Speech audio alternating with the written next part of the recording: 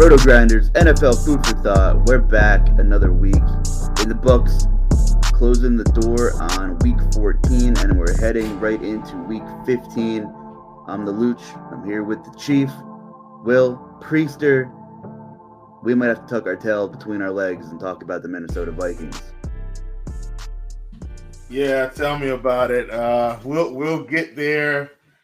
Once again, man, you know, the NFL full of controversy and things can be flipped on its ugly head fairly quickly. So it's going to be an interesting pod. I'm tapering my excitement a bit until we get into the meat and potatoes of this thing. But what a week of football. You know, I think the overarching thing for me is we saw some teams this week that, in my opinion, had to have it, and they didn't go get it. And wow, like that's to me, that's the overarching theme, and I feel like that's been the theme of the season, Luuch, right? Like every week we have these spots where a team has to have it. It's like this, you got to get this game. And it just does not materialize. And so it's going to be interesting. And I think we've seen, I mean, once again, like I said, the whole weekend, obviously a lot of good teams won football games, but a lot of other teams, and I'm talking about the have to have it teams, didn't do what they were supposed to do to put a tick mark in the W column. And it's going to screw up their season. Yeah, one team that did was the Bills, and the Jets played them tough, and it was a pretty ugly AFC East divisional game. And that's one of my elephants in the room, is that the Jets can hang. The Jets can hang. Mike White's not perfect, but he's something, right? So he's a leg up from whatever Zach Wilson offered.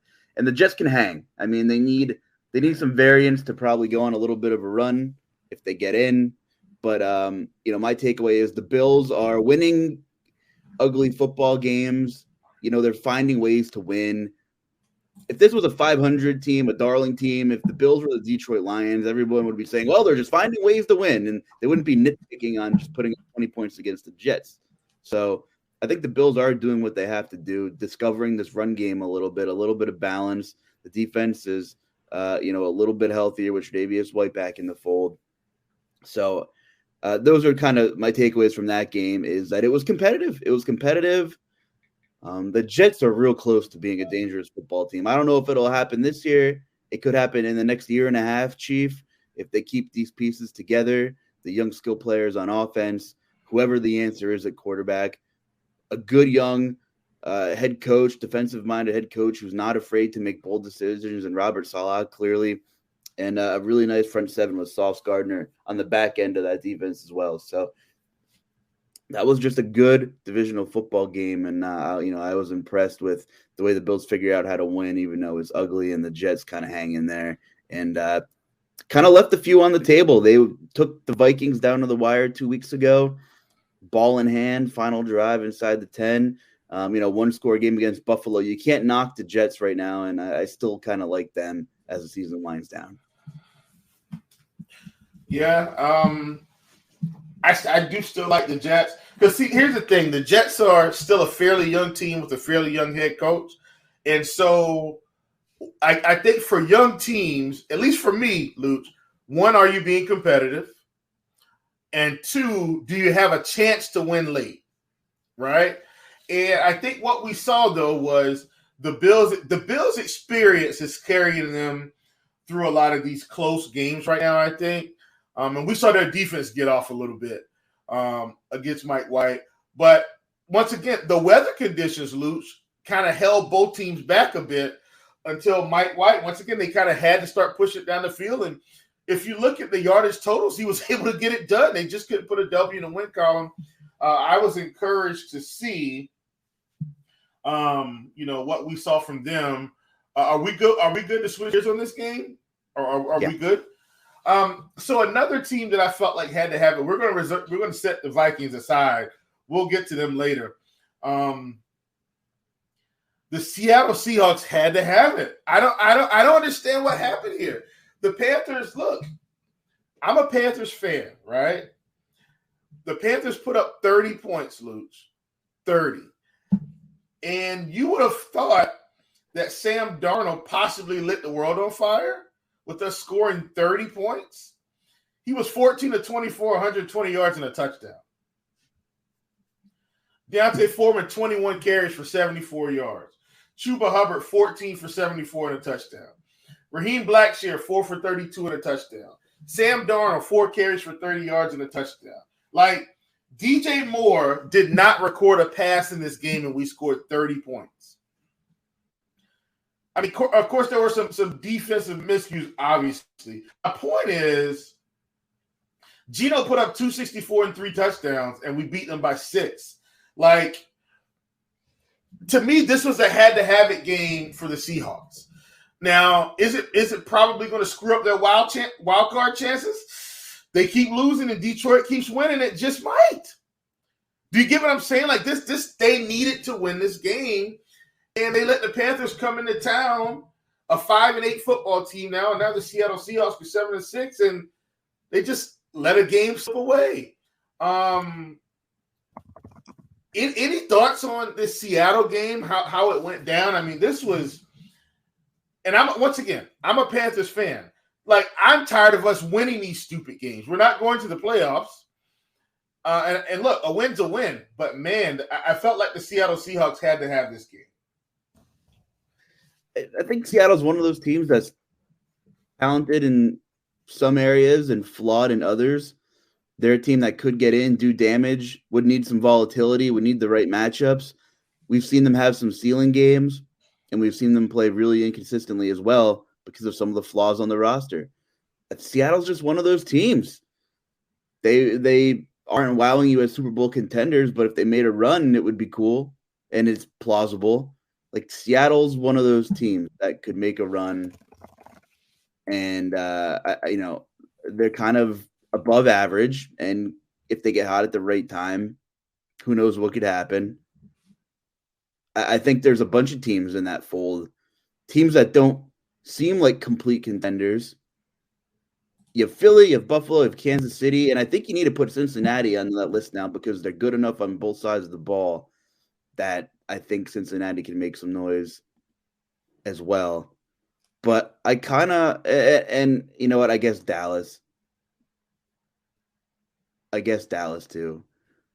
But I think you throw... Yeah, I think you have to keep them in there. I know it was an ugly win on Sunday, but at the end of the day, I mean, this team is what, 10-2, 10-3?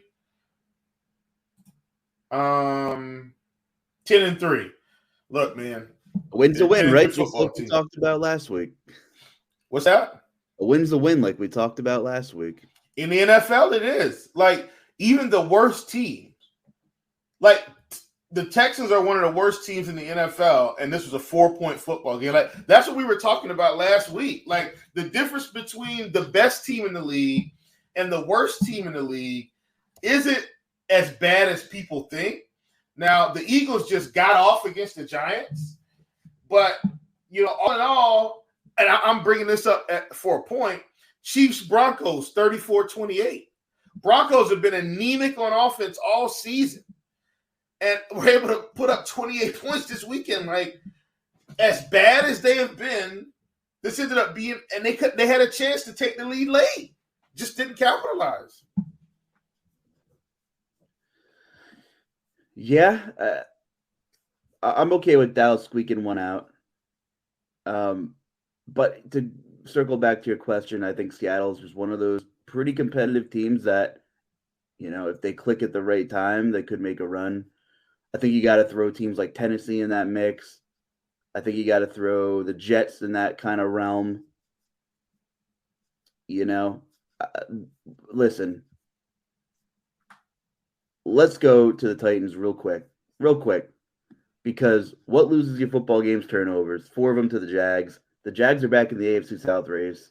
And how precious is offensive line play? And we don't talk about it enough. Nobody talks about offensive line. It's all you hear about at the high school level. And then, everything gets all skill playery, the sexy skill players in college and the NFL. But all the injuries Tennessee has had on the offensive line is why Derrick Henry has kind of been broken in the second half. I mean, he had 100-plus yards against the Jags. Really nice first half. The pass game's been in shambles. But offensive line is so critical.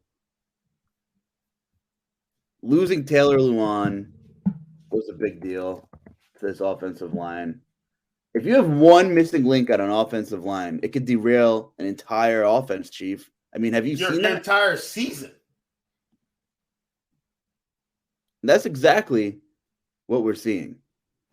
I hopped on here a couple weeks ago and said Dennis Daly was the worst football player I've ever seen. And I stand by that. He is so incredibly bad at football. That it's just even hard to fathom that there's not a better replacement. And it's kind of sad. And Tennessee has been beat up for sure, and they've been missing a ton of guys again. But I still think we saw the Eagles dismantle the Tennessee offensive line, and it was solely due to Dennis Daly. One guy on an offensive line on the blind side can really just derail an entire season. So a lot of these 500 teams have a couple of flaws that will get exposed in the right matchups in the right ways, and we've been seeing that. So kudos to the Jags getting it done. The Titans' flaws definitely shown, and it's up front. It's up front on the offensive line, and that's not the Titans' brand of football. And when Mike Vrabel doesn't have this identity for Tennessee to be able to be the more physical football team, it could get ugly fast. So we'll see if they can clean up some stuff and get rid of Dennis Daly and move some personnel around. Any thoughts on the Jaguars and Evan Ingram breaking daily fantasy football slates or anything with that one? Well, I think, what we had talked about was, and we talked about this at the beginning of the season, Luuch. And so I always like it when we talk about things, but the Jaguars are coming, right? And I think we're starting to see it, and we knew they were coming. They're a young team. They were playing teams tough, but young teams typically don't know how. They have to learn how to finish games. You know what I mean? And they didn't have to finish this game. Obviously, they were in control. But my point is, some of these games they lost, like they just they're young. But as they continue to progress and get better, I think you're going to start seeing these types of things out of them. Especially as their offense can continue to progress. If Trevor Lawrence continues to get better, this team should be able to put up points in the 20s most weeks. If you can do that in the NFL, like Luuch, if you can average about 24 points in the NFL a game, you're going to win a lot of games. Right? Like that's, in the NFL, you're averaging 24 points.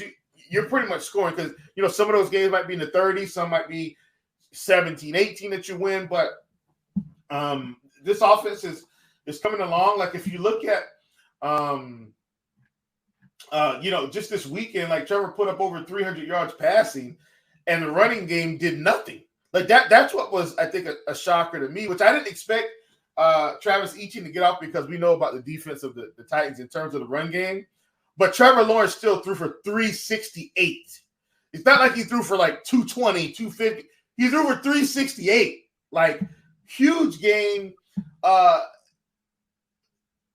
Definitely something was going on with him and Evan Ingram this game. Had to be a matchup issue, something they saw. You know what I mean? Something they saw on tape that said, okay, this is a matchup we can take advantage of. Zay Jones continues to just catch footballs and put up numbers. Marvin Jones doesn't have to do anything anymore unless it's, some miracle play. And Christian Kirk is being very serviceable every game. So, I mean, they pretty much laid the hammer down on the Titans, and they're 5-8, and the Titans are 7-6. And God forbid the Titans lose again. I mean, the Jaguars, if they continue to win, both these teams could, gosh. Week 18, they play each other. It could be for the division. That's what I'm saying. Here's the thing. Tennessee is so banged up that they really need to somehow pull out another win or two and load manage. Jeff Simmons has been playing on one foot the entire second half. That's why no one's talking about him anymore, and he commands the second most double teams in the NFL. Tennessee was without Christian Fulton, without David Long, without Zach Cunningham, without Trey Avery, without Danico Autry, which is 5 starters right there, and it showed on paper. So they are severely banged up, which opened the door for a huge day for the Jags to do their thing. This is how bad Dennis Daly is at football at left tackle. He's allowed the most sacks than any other offensive lineman in the league and the second most pressures. And there's 110 more offensive linemen who have played more pass snaps than him. So not only is he giving up the most sacks in the league and the second most pressures, he's 111th on the list and how often he's been on the field. And this guy's in the NFL. And you know what? I bet you Ryan Tannehill doesn't sleep at night knowing that guy's protecting his blind side, not Taylor Lewan. If you don't have more than a second in the pocket, how are you supposed to open up the offense? You just cannot do it. You can't do it. Can't do it. And Derrick Henry actually had a good game this week. He did. On paper. Yep. 4 turnovers, too. You don't win in the NFL with 4 turnovers. You can't. You don't. You can't. You don't. And that was pretty uncharacteristic of Tennessee. If they don't score a ton of points, but they typically do take care of the football. So that was a bad time to play uncharacteristic football. And here come the Jags, and we got a fun race in the AFC South. Eagles laying the hammer down. What was your takeaway from this game? Blowing out the Giants. Let me hear it. They're running away with this division. If they beat Dallas, then they're pretty much guaranteed, I think, the 1 seed. Because I don't think Washington would beat them again. You get what I'm saying? Like, I don't see that happening. 48-22, that's a big number. And they beat them convincingly. I think the Eagles had 7 sacks in that game, for what it's worth. 7. Daniel Jones didn't play, I think, most of the fourth quarter. Like, this was a division beatdown. And so 48 points in the NFL, that's a whole lot. Like 27 is a lot of points in the NFL. 48? I mean, it was a convincing win. And, they just keep doing their thing, man. Props to the Eagles and what they've been able to accomplish this season. I don't have much to say outside of, fly, Eagles, fly. They're rolling.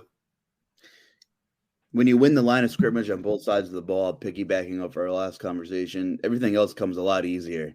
And then you add A.J. Brown on the other side of Devontae Smith. You got the Batman and Robin thing on the outside with time in the pocket and a quarterback who can move and a capable running back in Miles Sanders. I mean, welcome to the new greatest show on turf. Grass, whatever they play on at the link. I don't even know. Is this offense more dangerous than the Bills? Is this offense more dangerous than Kansas City? I think the answer is yes. I think it is. Well, I agree with you. I think it's because of the amount of this offense is potent in a different way. And here's what I mean by that. So not only can they beat you in the run game, they'll beat you in the quarterback run game. You get what I'm saying here? So yeah, Miles Sanders can do a few things. He can put together a few special runs. But then when they get the quarterback run game going, and I'm talking about the intentional quarterback run game, Luuch. I'm not talking about the off-script stuff. I'm talking about intentional quarterback draw, intentional quarterback power, intentional RPO quarterback design runs. You get it? Because they have all that in their offense. Like, I was watching some film breakdown on how they run this, and you've got all these moving parts, right?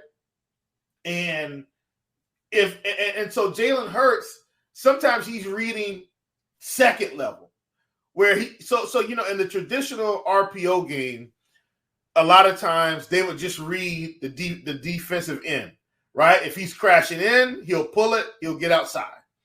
But now they've got guards pulling and doing the other thing. And so instead of him reading outside, he's reading inside. And so it's like, okay, if you see that your lineman is going to be able to pick up this linebacker as we're crashing down, you just keep it and follow him. And the running back almost becomes a lead blocker. That's what I'm saying. They've got this thing schemed up to a T, man.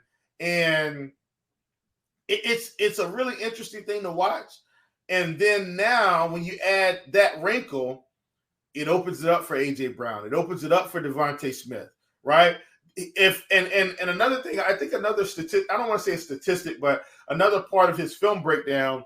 By the way, if you guys don't watch, I like listening to The Herd with Colin Hurd because he has a guy that comes on from NFL Films and just breaks down film like on his show and talks about different players of the week. So it's really cool. And but what he's been doing also, Luuch, if he gets one-on-one coverage on the outside now, he's taking it. He's taking the shot almost every time, which is crazy, right? For a guy that, maybe had some deep ball issues, maybe wasn't, touted as the best passer in the world. Like he's pushing the ball downfield and he's putting it in some windows. Like not only is he pushing it, he's not just throwing the wide open guys. Like in the Steelers game, right? We saw him put it between two defenders. And yeah, A.J. Brown's a big guy, but like he put it between two defenders so only A.J. could go up and get it. He just waltzed into the end zone. And he's done that several times this season.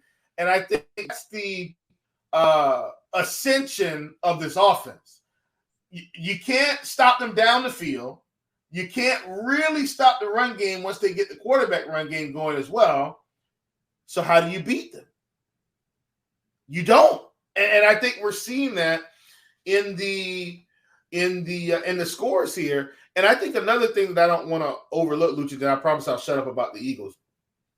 They don't play in a dome. They play in a cold stadium. So in the playoffs, it doesn't matter. They can travel anywhere, right? They don't care. They can go in any environment and play well. And so I think that helps them a ton. It's looking good. Jalen Hurts, the favorite to win the MVP on most books right now. Could have gotten at plus money a couple weeks ago. And we'll see how that shakes out for the betting board. Yeah. San Francisco taking care of business. Doesn't matter who's a quarterback right now. It seems like anyway. Yes. The Bucs and Tom Brady getting absolutely exposed on the road, dominated. But I think we knew this was coming. Right? Yeah. I mean, it was convincing. But the Niners got dinged up. Deebo Samuel, high ankle sprain. He's supposed to be back towards the end of the regular season. And apparently Brock Purdy is a name who we're talking about now, which I never thought we would be, is day-to-day, though. And I guess he should be okay. And he's been playing well since he stepped in for Garoppolo. And I love everything the 49ers have done. They've assembled a defense. They've dug deep. A bunch of guys that weren't high draft profile guys became really good pros in this system. Love the coaching staff, both sides of the football. Love what Shanahan does with the offense. Love the scheme. Doesn't matter who's at running back. Love how he's decided to use Deebo Samuel the last couple years. Got Brandon Ayuk out of the doghouse. They got on the same page, and he's been great. George Kittle, although the numbers haven't been there, his presence has been felt when he's healthy. And he got Garoppolo to play some pretty damn good football in this system before he went down. And now it's Brock Purdy, and we've just seen results. Everything in the 49ers organization, Chief, is working hand in hand, right? You have the scouts doing their jobs, good coaching staff on both sides of the football, an organization willing to bring in all and any assets that they can to help out a quarterback or help out a team that has a window to win a championship. They go out and get Christian McCaffrey. I love that move for them, putting all the chips in the pot. And however it worked out that Jimmy Garoppolo stayed put for another season, maybe it was just meant to be for that little stopgap. And I feel terrible that he was playing such great football, and I hope he has a speedy recovery. And it's really cool to see an organization where everyone's on the same page, committed to winning reasonably. And I think the window will still be there next year. If whoever's behind center, the rest of that team is ready to win a championship. And my big takeaway is I think the Niners will compete regardless of who's behind center. I don't know who it would, God forbid, be after Brock Purdy, but they're managed the right way. They're coached the right way. They have depth pretty much everywhere. They play physical football. They're a tough out at home too. And I can't say that maybe without Garoppolo, maybe they're going to upset Philly, but I think it's definitely plausible, or upset whoever they end up, on a collision course with the first round or two. But I think San Fran's going to compete despite all this adversity and all the changes that they've had. And let's just see if Debo has a speedy recovery here. I'm just so impressed with the 49ers. I know Tampa Bay is flawed right now, Chief, but it's still Tom Brady. It's still an NFL victory. There are far worse teams in this league than Tampa Bay, that's for sure. Yeah, I mean, so Tampa Bay, and here's what I'll say about Tampa Bay. If they win the division, they go to the playoffs. And I think, Luuch, most likely they still win the division, right? Like, them losing to the 49ers this season, look, does Tom Brady hate it? Absolutely. Like, he does not enjoy losing, and I think we saw that in the press conference after the game. If you watch it, like he said, "Look, man, we got our butts kicked in this league. Either kick butt or you get your butt kicked." And I mean, we got ours kicked pretty good today. Like if you were able to watch that interaction with the media, but Tom's got to know, like in his 40. At age 45, they're not going to win some of these games, but they can still win the division. And I think that's where the Buccaneers come into play. Do they win the division? I think the answer is yes. Now, the tricky part is if they win the division, won't they see the Cowboys first at home? What do you think about that? See, now, this is where it gets tricky to me. Like, this is more tricky than anything else. Because we can say whatever we want. If you don't jump on the Buccaneers early, like the San Francisco 49ers did, you're in trouble in the playoffs. Like, it can't be a 10-3 game in the fourth quarter for whoever has to go there in the front. You get what I'm saying? Like, it can't be 10-3 in the fourth. If it is, like, you're in trouble of losing the game. It can't be 13-3. You get what I'm saying? Like, it's got to be 21-0 probably. It's got to be a wide enough gap for them to just not get going so the pass rush can get off. If it's anything close, I think people are going to be in trouble. And that, to me, that's the scary part about Tampa Bay. It's not their team as a whole because they haven't played well. It's the experience of Tom Brady. Like, literally, that's what's winning them these games. And let me say this, too. You know, we can say whatever we want about Todd Bowles. Todd Bowles made I don't call it gutsy. He made a coaching call in not the game against San Francisco, but the previous game. Tom Brady wanted to go for it on fourth down. I think they call a timeout. He says, no, let's punt the ball, flip some field position. They get the ball back. They score. They get the ball back again. They score. Like, I don't want to overlook that coaching call where you got the greatest quarterback of all time saying, no, let's keep going. And and I think maybe the other team, I think they got a field goal. He says, no, we're going to trust our team to get it done. And even Tom talked about that, I think, in the previous press conference. Like, to me, that's mutual respect. And, you know, when you've got Tom, I feel like he has enough respect for Coach Bowles. And and Coach Leftwich, right? I think he's got enough respect for them. They respect him a ton. And come playoff time, that could be ugly if you've got to go to Tampa Bay for a game. Especially when you're a team like Dallas that's like done what you're supposed to do all season. Dallas is probably going to win 13 games, 12, 13 games, right? They've done what they're supposed to do, and then they still got to go first round and play Tom Brady. Unreal. The Lions fans have been waiting. They've been waiting. Well, wait a minute. Give me one more. Can you give me one more? And then I promise it's time for the Lions-Vikings debacle. Can you give me one more? I was gonna say, but I have one more too. So let's go, Chief. Let's have it. Go ahead. So I'm going back to Thursday night. I'm going to give you the Dolphins if that's the game you're going to. If not, cool. That's my chess piece. Yeah. There you go. I felt like that was the case. I'm going back to Rams Raiders because remember the theme for me this week is teams that have to have it, right? They gotta have it. The Raiders had a meltdown here. And here's what I saw, because I did watch that game in totality, so I didn't have to go back and watch all 22s or anything like that. I was able to just kind of watch this one. What I saw from the Raiders, Luuch, was a team that probably felt like they were going to win the game anyway. And they just did not take the Rams seriously.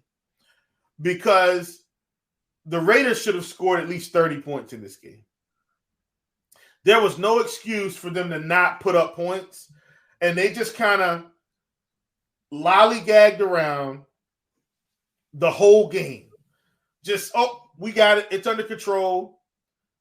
And then they let Baker Mayfield fly to LA, hop off a plane, check into a hotel, and learn plays on the fly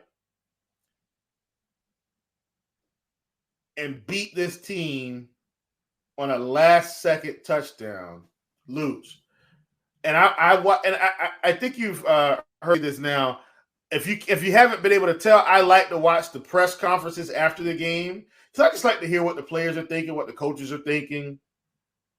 And so on Thursday Night Football, Luuch, they will interview the player of the game, which was Baker Mayfield at that time.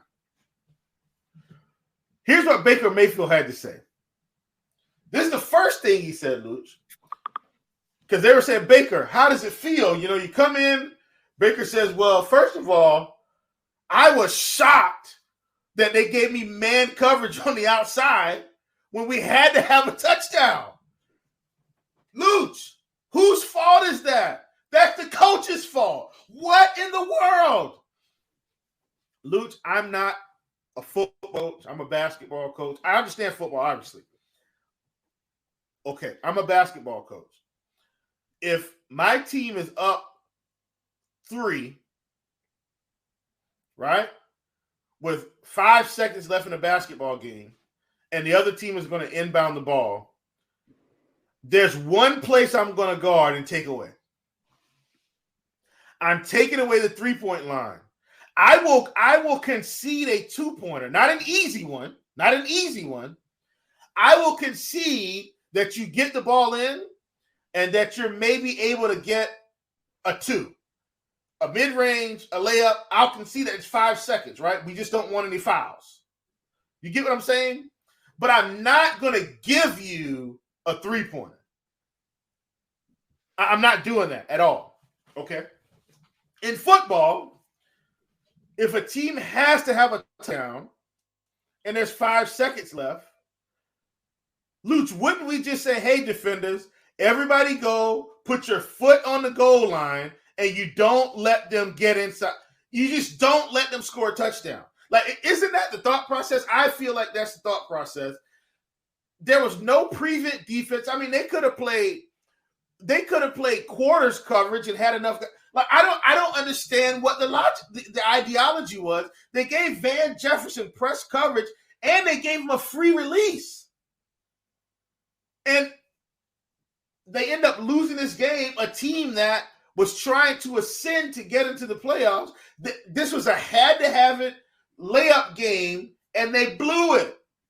The Raiders deserve to lose that game and not go into the playoffs after that performance. And even outside the bad performance all game, press man coverage outside with no press, free release. What kind of idiotic coaching was that? Josh McDaniels needs to go back to being a coordinator. And yeah, I know he's not calling defensive plays, but come on, guy. Like, you've got to have better sense than that. All right, I'm off that train. Handing it back to you, Luuch, because I know the Lions fans are desperate here. That's Raiders football. I do have one other thing, but I can't let Miami off the hook because this was the road trip I've been circling. I've been wanting to see more, And it's not like I don't think Miami's a good football team, and it's not like I don't think they're talented, and it's not like I don't think they can do damage in the playoffs. And by the way, you can still get decent odds on them. Every week after the loss, we're like, hey, you can still get them at 24-1 if you want them, Yeah. But I haven't seen enough on the road trip that mattered. The good football teams, the good teams on the road, you're going to have to win on the road eventually. And I just didn't see it. It was bad. It was bad. The Dolphins and the Chargers, two teams that I'm just not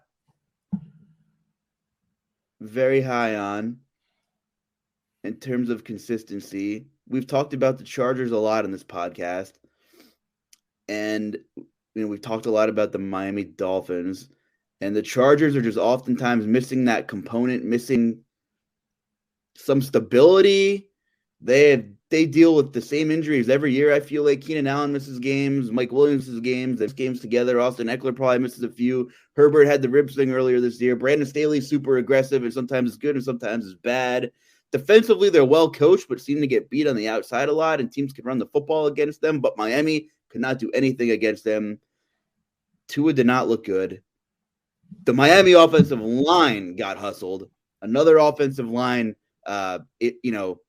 observation from this week here. But that's two games in a row where I'm not impressed. And I really like Mike McDaniel. Like, the guy's a stud coach, I think. He's brilliant. Yeah, they're playing fine.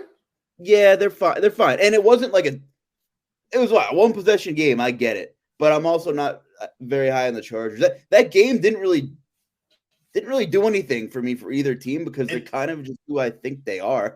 They are who I thought they were. But here's what I will say. Here's what I will say. What you saw from the Chargers was a team that wasn't going to take their foot off the gas. Like, they were up and they just kept throwing the football. They're like, nope, we're going to push it down the field. Now, here's what I will say also, Luuch, because I did watch that game as well. And a lot of times when I'm watching games now, it's a multifaceted reason. I want to see how my props are doing. That's one reason. I want to see how teams are scheming up the others. I want to see that. And then I just want to see, like, the vibe of the team, right? Like, how are things going? What's the swag like? And I know it seems crazy in an analytical era that we're in, but Luuch, here's what I saw in that game. And I don't want this to go unnoticed. I think at one point in the game, Tyreek Hill had been targeted 8 to 10 times, and he had 2 catches at one point in the game. Now, when you hear that, Luuch, and I'm not asking this rhetorically, like, and I've got a point after your answer, but when you hear 8 to 10 targets, 2 catches for Tyreek Hill, what are your immediate thoughts there?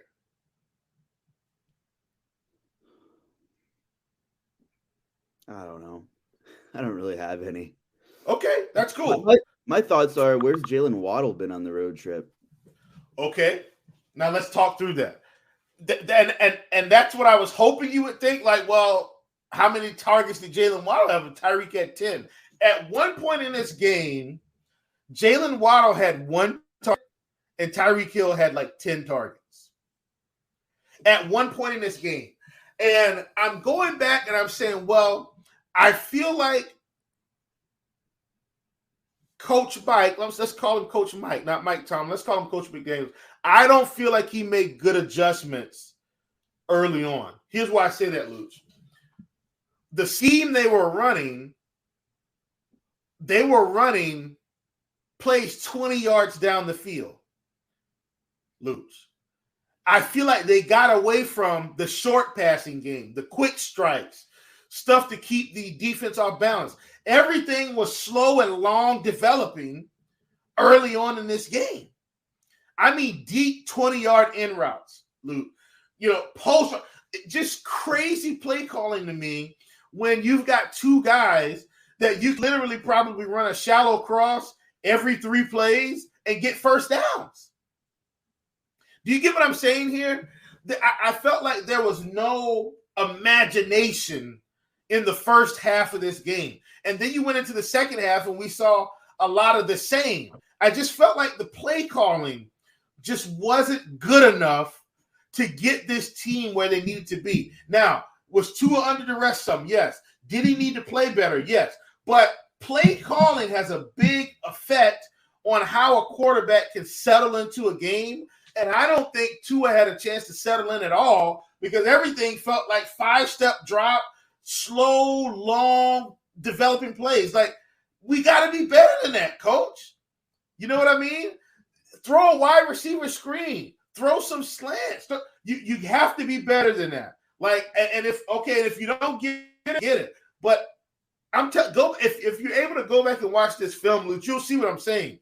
Too many deep balls, too many long developing plays, short passing game, intermediate passing game, get your run game going. And I don't think they did that, and that was their problem with the Chargers this past week.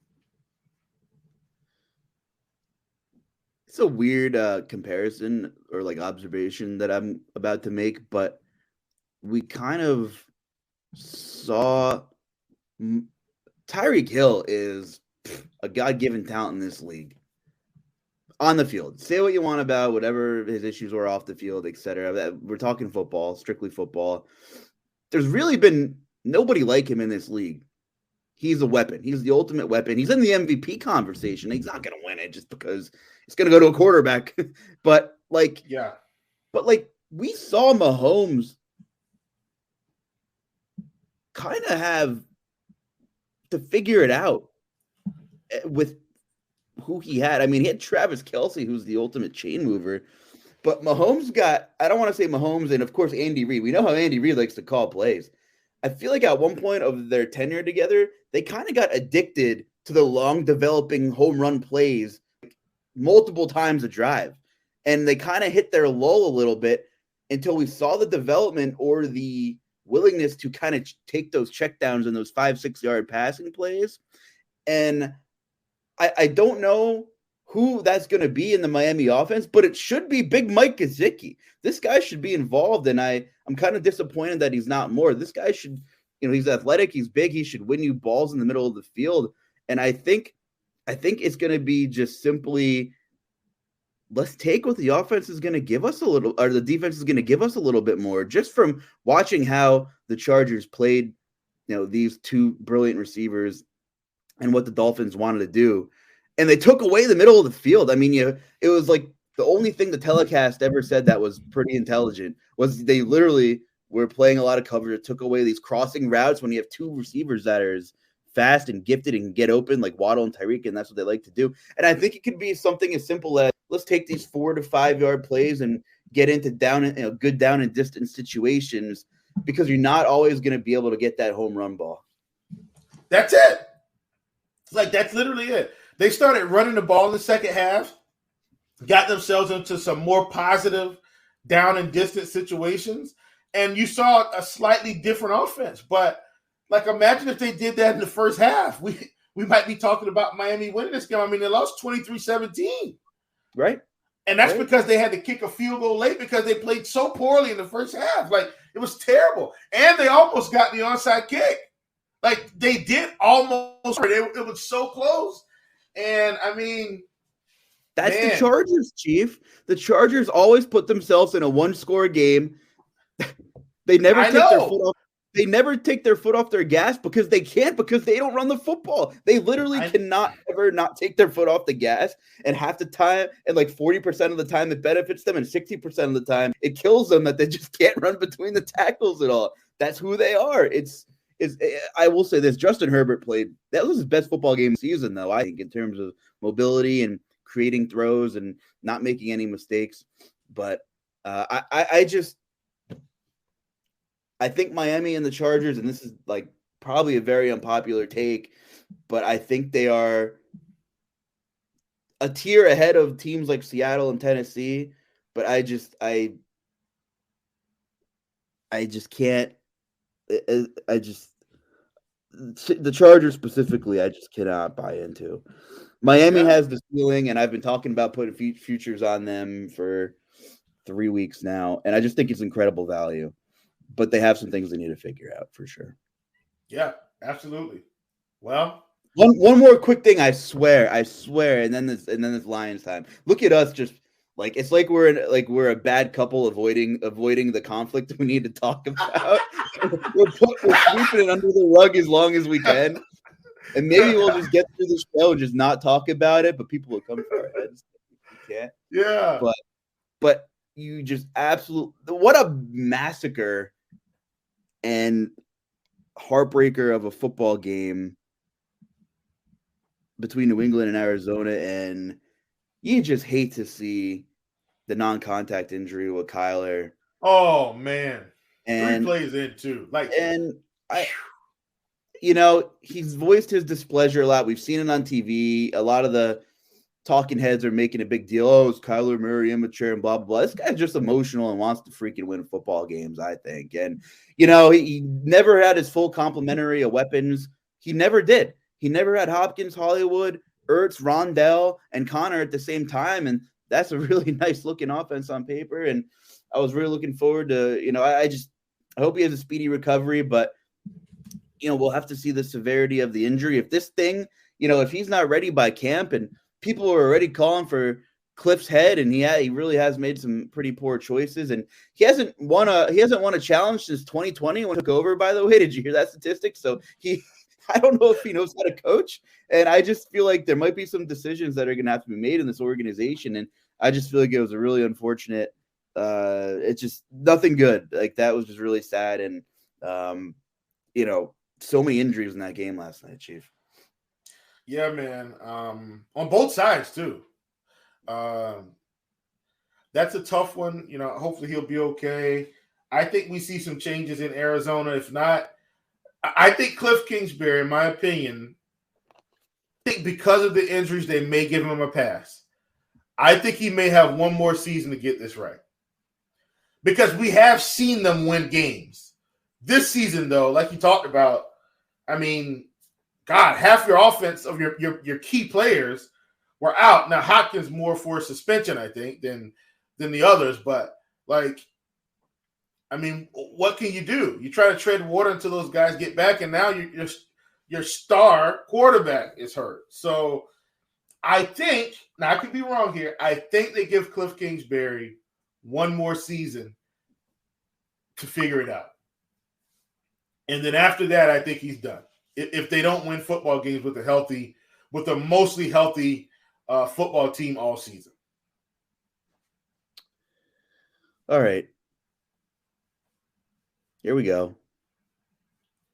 So I'll kick this off because myself, the commish, we came on the National RotoGrinders podcast network and pumped up the Vikings, and talked about the fact that what was Vegas doing?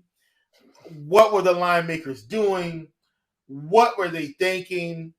And lo and behold, the Detroit Lions at home put a pretty good spanking on the Vikings.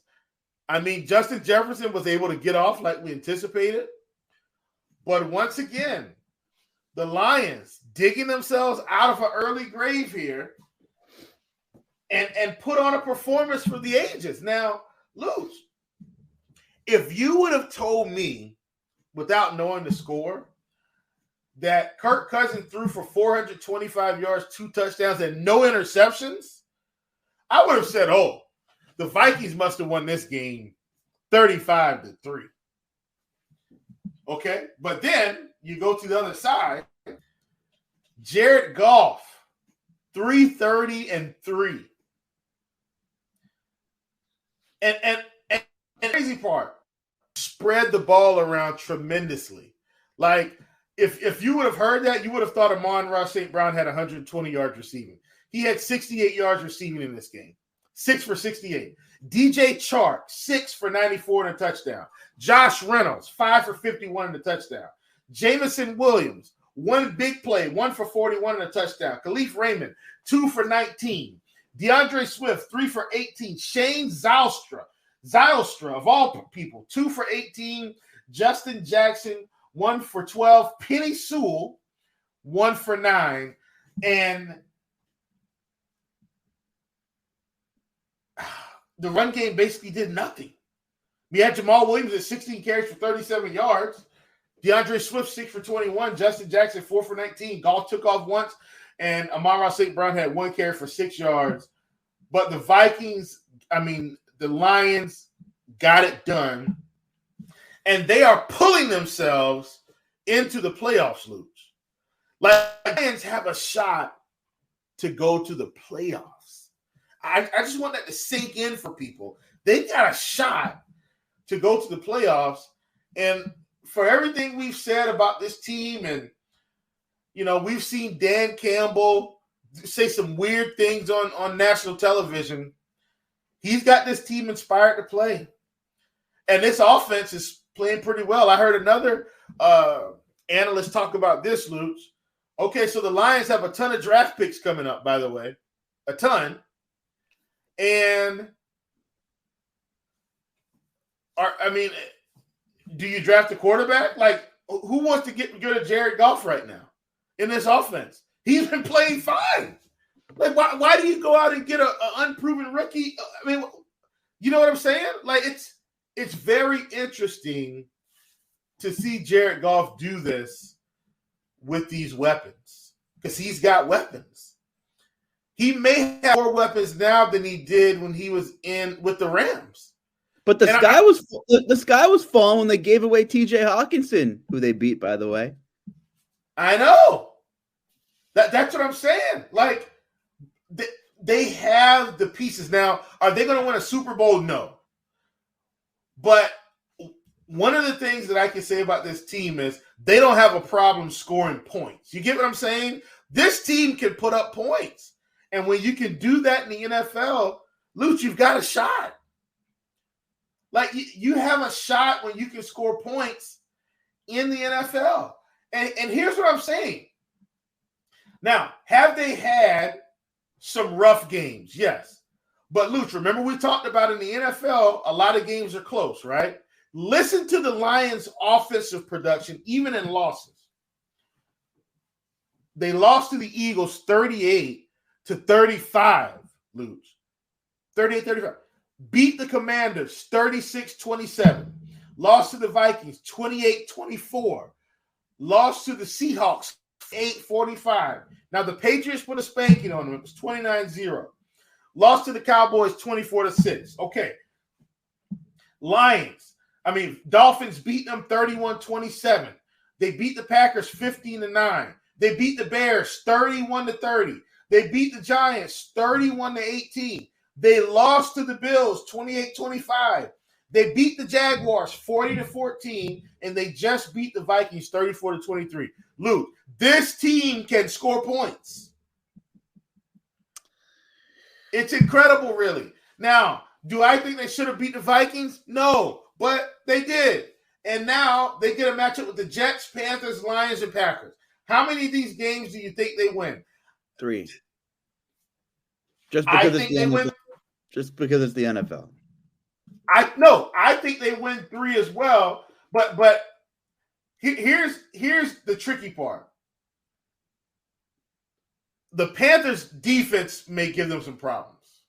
That's the game to me that they probably have to win, because the Jets, their defense is good too, But like, I feel like the Panthers is a different style of play. I mean, they just can't put up enough points to hang with them. So the defense is going to have to be flawless, and they're going to come out with their hair on fire, right? You get what I'm saying? They should beat the Bears. They should beat the Packers.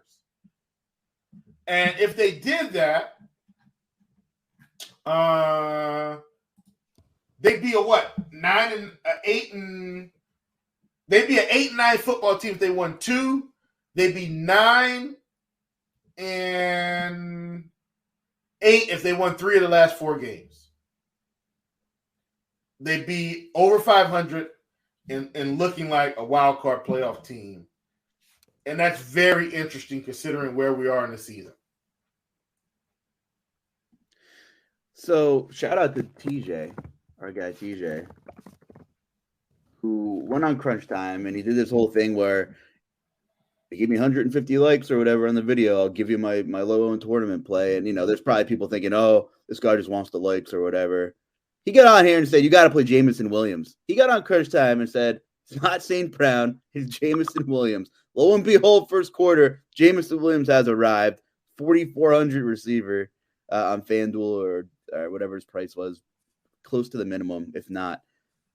And tell you what, that's some serious value. So big shout out to TJ, who was on Detroit, the right side of Detroit.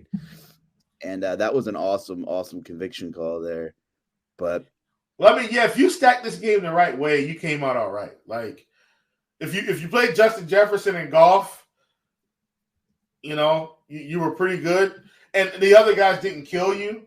I will say for DFS, where I messed up this week was I played Philip Dorsett. And, man, he didn't do anything. But they had another guy that had like 9 for 91, Mr. Moore. My gosh. Could have easily played Chris Moore, but I did not. And that kind of cost me this week, but it is what it is. Let me just say this. Perhaps why not everyone could buy into a team like Dallas. They're 4-1 in one possession games, which is great. They're finding ways to win, and they're closing out games the right way. They're on the right side of a little bit of variance, or 1 or 2 calls, or 1 or 2 plays, and that's fine. The Minnesota Vikings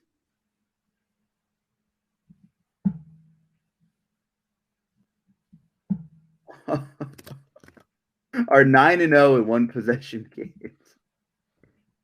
It just that's however you want to look at that it just wows you. First of all, how many one possession games can you win without losing in the NFL? I would say out of 10, you're losing at least 3 typically in this league. Well, yeah, I mean that's positive variance, but once again, it's not how. I know. Wins a win. What does the record say?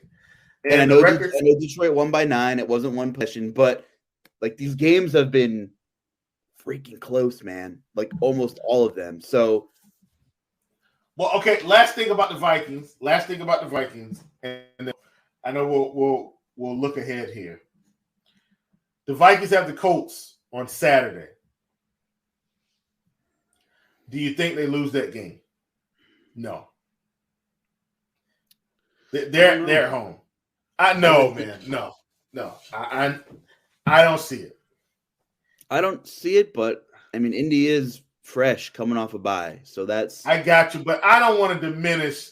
Like the Vikings are still very talented. Like they lost to the Lions, and I think losing to the Lions is like, oh, but we've seen the Lions can put up points on anybody. It's Minnesota, whether or not they can finish the game. According to our 2022 history, Minnesota will win by 8 or less. That's my take. Okay. Well, no matter how you slice it, I'm not expecting them to lose to the Colts. Okay? So they'll be – and here's what I'm saying too, Luuch. Like, I think because people don't like the Vikings because of how they've won games, we just want to write them off as not being as good as their record says they are. But we can say the same thing about the Cowboys. And we should. You get what I'm saying? I'm saying if we want to go that route, we could say that pretty much about almost every team in the league. Yeah, that's true. That's my point. So they've won 10 games, and Nobody's they're good except the Eagles. The only good team is the Eagles. But the Eagles have had close spots too. Like recently. So here's what we're gonna do with the Eagles, right? And see, this is where your good friendly neighborhood chief has to come in and right the ship for not only ESPN, not only Fox Sports, but the whole sports community. I thought we were about to move on, but now we've got to go back. Now, did the Eagles put a stomping on the Giants? They absolutely did. They're 12-1. They are 12-1. Luuch. Here's my point now. Because remember, and we've talked about this. The Eagles beat the Lions 38-35. How many points was that? 3. A lot. Now, they beat the Vikings 24-7. They beat the Commanders early 24-8. They beat the Jaguars 29-21. They beat the Cardinals 20-17. Cowboys 26-17. Steelers 35-13. Texans 29-17. Lost to the Commanders 32-21. Beat the Colts 17-16. Beat the Packers 40-33. Spanked the Titans and they spanked the Giants. But here's what I'm saying. We can go and look at the Cowboys who have similar things happen. They beat some teams by 3, some teams by 5, some teams by 20. Right? So the Eagles happen to be on the positive side of some variance. They were about to head into overtime against the Cardinals. The guy missed a field goal. Matt Prater misses a field goal, and they don't go into overtime. So my point is, while the Eagles are 12-1, and your record is what you are, what your record says you are. Do the Eagles have the juice? Absolutely. But we're not writing off their record because they've won some close games. Like it's like those games don't exist, right? So the Eagles are 12-1 and their close games don't exist, but the Vikings are 10-3 and every close game exists. You see how that's like unfair comparisons. That's the point I'm trying to make here. Like I'm not writing off the Vikings because they lost to the Lions. Like they've still got a fairly favorable schedule to win 4 more football games. It's running through there anyway. Like you're going to have to go to Minnesota to play because they're going to win their division, period. All right, I'm done. Good. That was a good spiel. I liked it.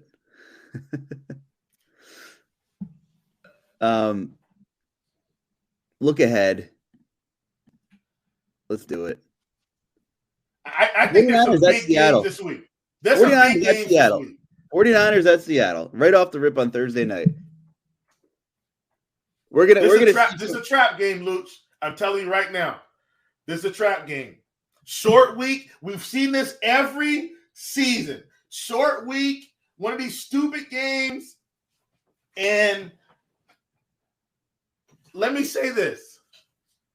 Seattle might win this game. Debo's not playing. We'll see what happens with Purdy. Short week, at home. 49ers could trip up here.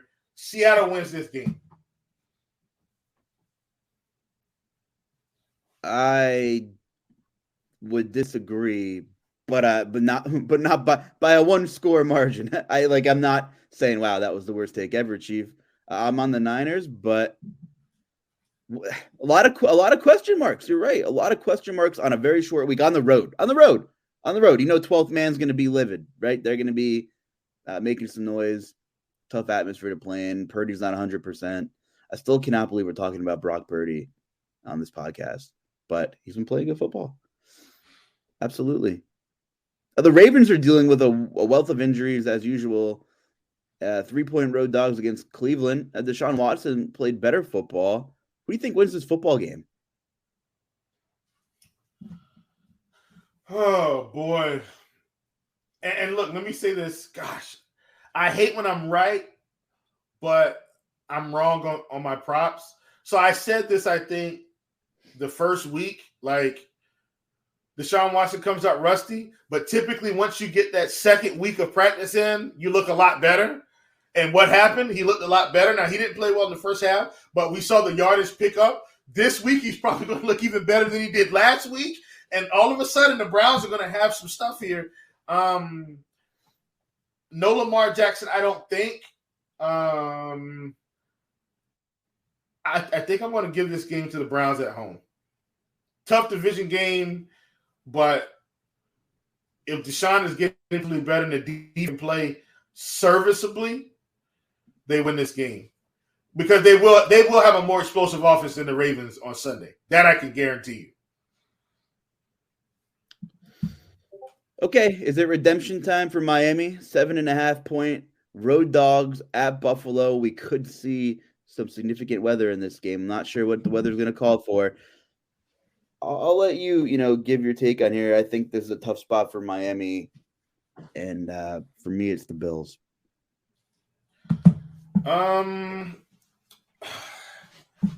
don't want to give up on Miami yet, but they're on the road. Here's what I've seen, though, over the past few weeks. The Bills haven't put teams away, and that's the scary part for me with Miami. If you don't put this team away, they've got a chance. And we haven't seen them look good the past couple weeks.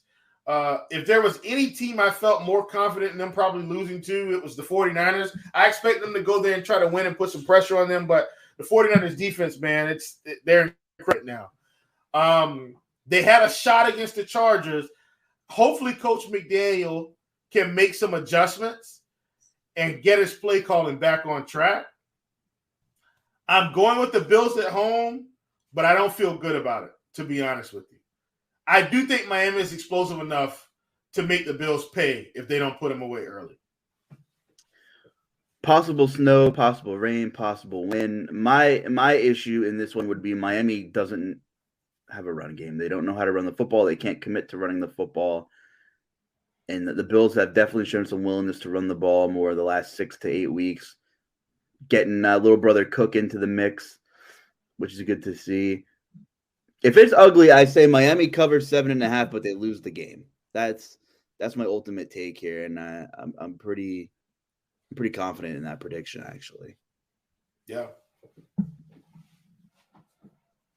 Give me another game you want to talk about. I mean, the Lions are playing the Jets this week in technically New Jersey. So, what are your thoughts on that one? Yeah, I think this is an interesting game because these are two teams that are making an attempt to ascend into playoff consistently. Now, the Lions haven't been a playoff team consistently, and neither have the Jets. But I think this is what they're attempting to do. Have a culture shift. Let's start getting into the playoffs consistently.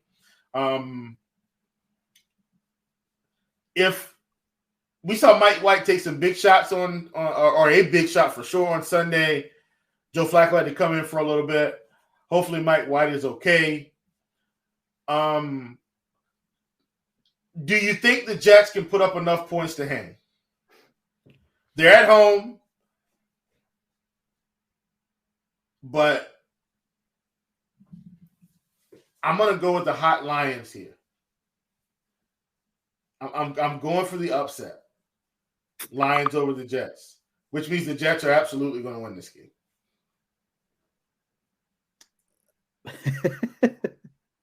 Chief trying to win back some listeners this week. Well, it's the points, though, man. Like, Minnesota, I felt like could put up enough points, right? And they can. Can the Jets put up enough points to hang is the question. I think so. I cannot pick a winner in this game. I cannot pick a winner in this game, but I hope it's the Jets because I'm probably starting Mike White in fantasy. By the way, it's playoff week. So I am like, I think I'm going to watch this game like in its entirety. Yeah, for sure. This should be a fun one as long as everything comes to fruition. I've got a game that I want to discuss that I think is another trap game. And you tell me how you feel about it. I'm telling you, and we've seen this before. The Bengals are going to Tampa Bay. Tom's coming off a beatdown.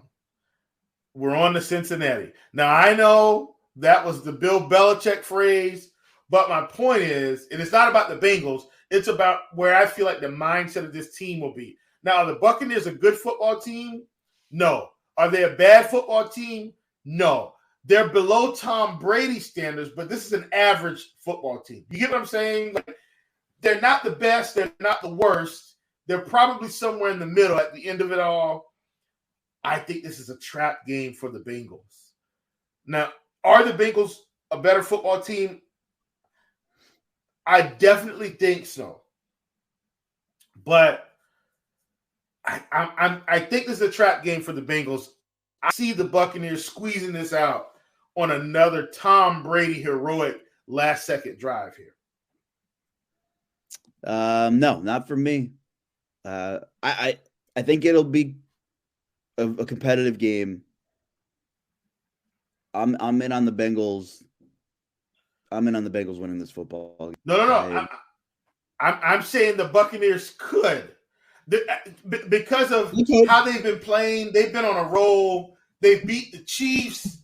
Like, you know what I'm saying? Like, it's a weird spot in the season for them at 9-4, going on the road to play the Bucs, who haven't been great but are coming off one of their worst losses of the season.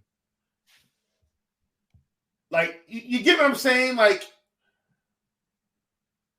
I don't know, man. And here's something else I'm looking at too. Bengals on the road haven't been Bengals at home. Let me give it to you. And I know this was a little earlier. At the Cowboys, 17-20. At the Jets, 27-12, but that was early in the season. At the Ravens, lost 19-17. At the Saints, won 30-26. At the Browns, lost 32-13. At the Steelers, 37-30. At the Titans, 20-16. You see, like, they have not been the same on the road. They've won, but there's room, there's wiggle room in there. And I'm just saying, they're coming off 2 home games, and now they're going back on the road to play the Bucs, and it could be a trap game for them. That's really all I'm saying. I agree. Chargers Titans 425. Chargers favored by 3. And here's what I'm gonna say: if the Titans don't get Christian Fulton back, that secondary is a mess. If they don't get Danico Autry back, the pass rush still won't be there. They've had 3 sacks in the last 3 games before Danico Autry went down and Jeff Simmons has been playing on one leg. What do the Chargers do? They pass the football. They don't run the football. This is probably my favorite. Like, I don't know how much ownership the Chargers are going to garner. It's early in the week. Maybe it's an emotional head share, but I think Herbert is going to carve up Tennessee.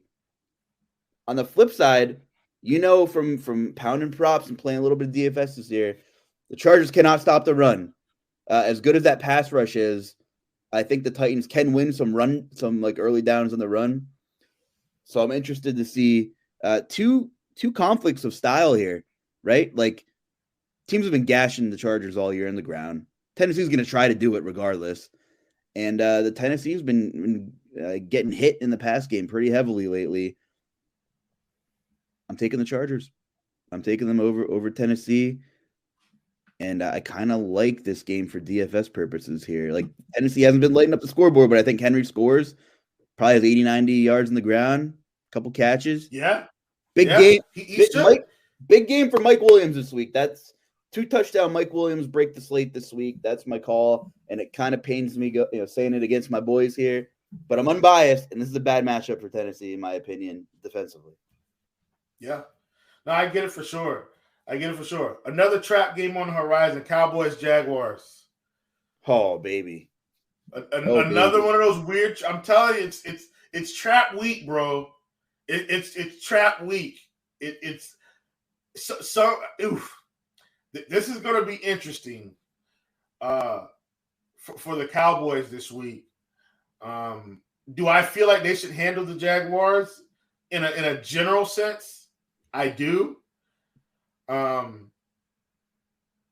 man, it's Jaguars are getting 4.5 at home, and it opened at 6. If 6 was dangling in my face, I'd say give me the Jags. 4.5's tough, a little tougher. Playing at home, not inside, not in Jerry's world. Man, do I kind of like the Jaguars. And as a Titans fan, I'm really hoping that Dallas gets this W. But from a betting perspective, I like the Jags with the 10. I'm not just drinking the sauce that they, thumped Tennessee. I mean, they've been playing competitive football for longer than some people want to give them credit for.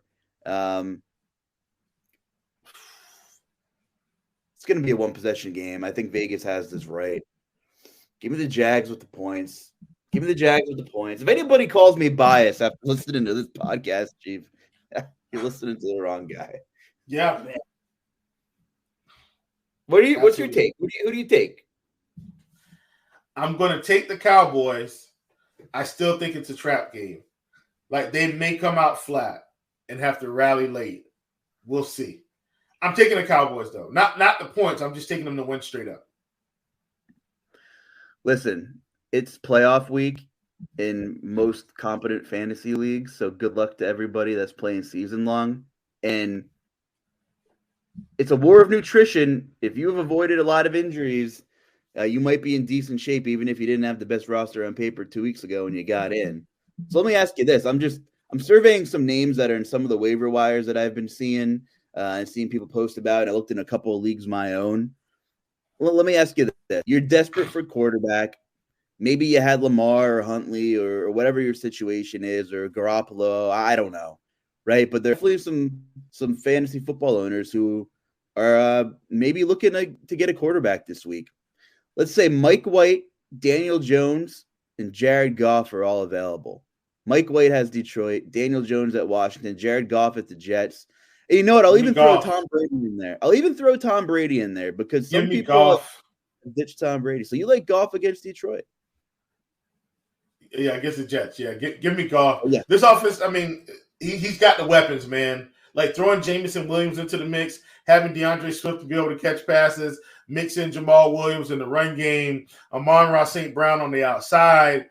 Like, give me Goff. I feel like he's got a more complete complement of good weapons, and this offense, as we talked about, can put up points.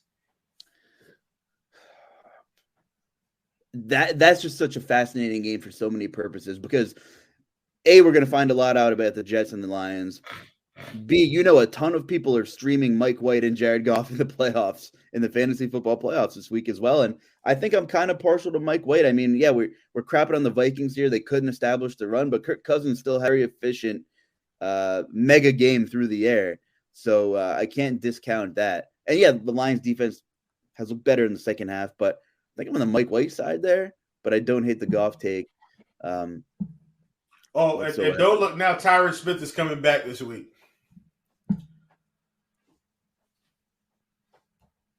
I know that's a Cowboys take, but that's a big deal. Yeah, that really is just a massive upgrade. So my other question is, looking at wide receiver, you're super desperate, right? Mm-hmm. You have Marquez Valdez-Scantling, Elijah Moore, Jameson Williams, Jahan Dotson. Am I missing anybody? Hold on. Jameson Williams. I'm not taking Jahan Dotson. And Elijah Moore I don't hate, but I think it's Jameson Williams. Are you out on Sky Moore now? He had like too many. I was never in on Sky Moore, what it's worth. Like they spread the ball around too much. He was never going to be consistently impactful for any type of fantasy. Look, I'll put it to you like this. Marquez Valdez-Scantling, and I know this was about Sky Moore, came in at a reception prop of 3 this week. I took the under. I won. Let me ask you this. DJ Chark or Jameson Williams? Pick one for this week if you need one. Now it's getting interesting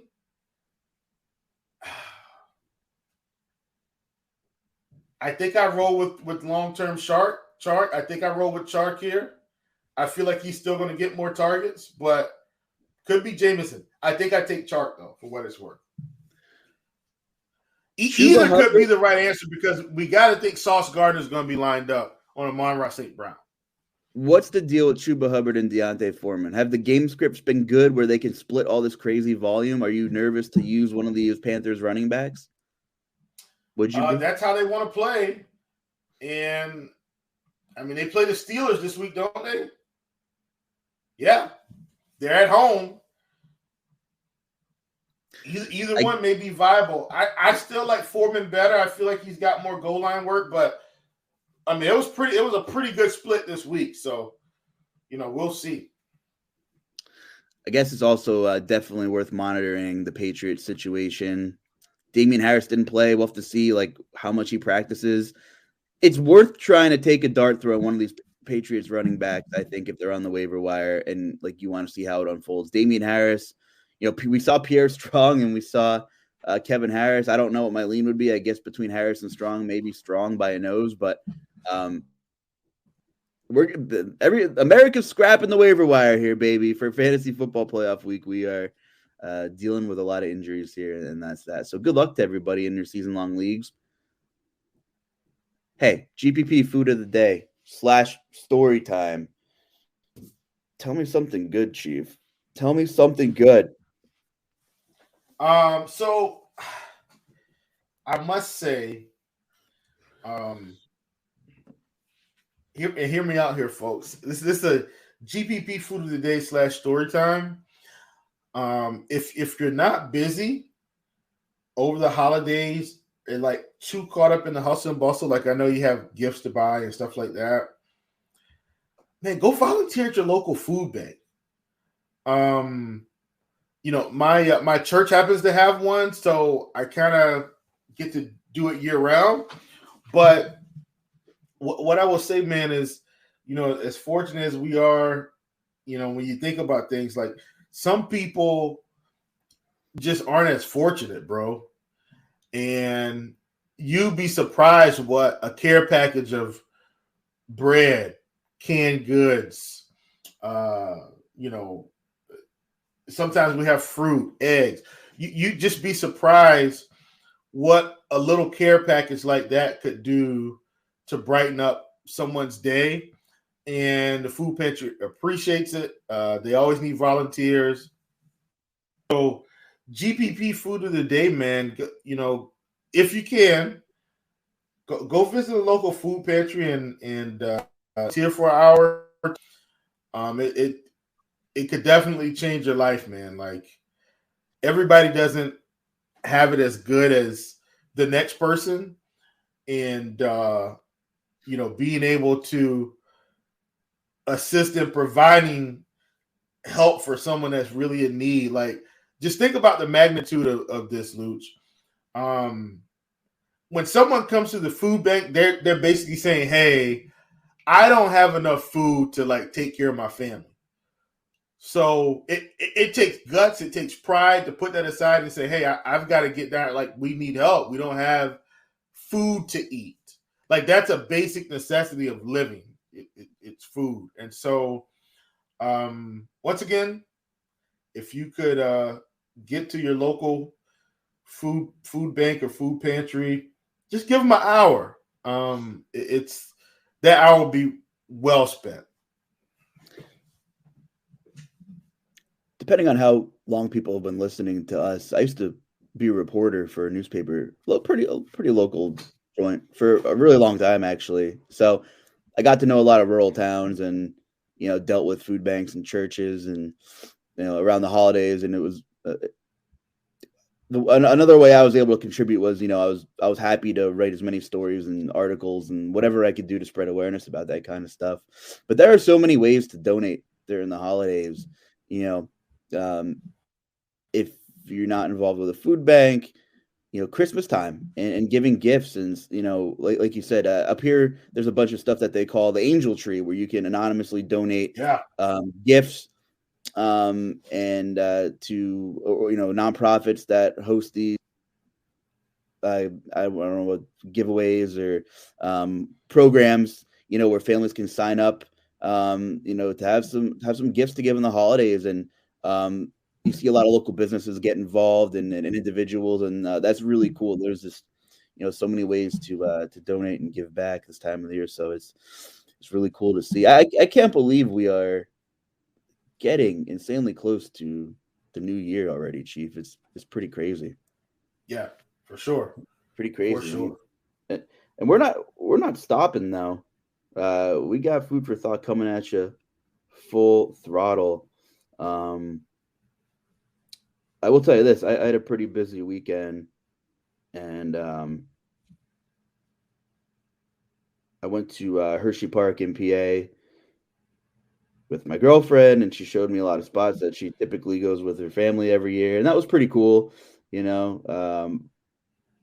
Ate at a really nice restaurant, but we also stopped at a really, really cool brewery. And if you're from Pennsylvania, central Pennsylvania, or eastern Pennsylvania, you probably know Trogs if you drink beer. And it was one of the coolest environments I've been in terms of breweries or wineries. We took a tour. We saw the whole process, from beginning to end, what it takes to actually to make the beer and where they put it and the whole establishment they have back there.